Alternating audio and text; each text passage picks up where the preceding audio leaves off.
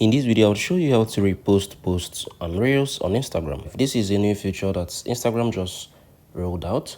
So what you need to do at first is your app store. If you're using your iPhone, head over to your app store. What you need to do, come on your Instagram. So make sure yours is currently updated, right, to the latest version. So ours is currently updated to the latest version. So what I need to do now, I'm going to head over to my Instagram.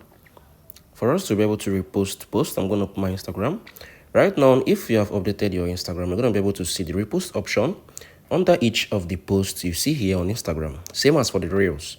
So I'm going to just click on this. You can see I just reposted it. So if I go to my profile right now, you're going to be able to see the option where I can see repost, right? So this is it. You can see I just reposted this. So this is basically how you can be able to repost posts and Reels on Instagram. So if you want to repost a reel, I'm going to use this for an example. I'm going to open this up.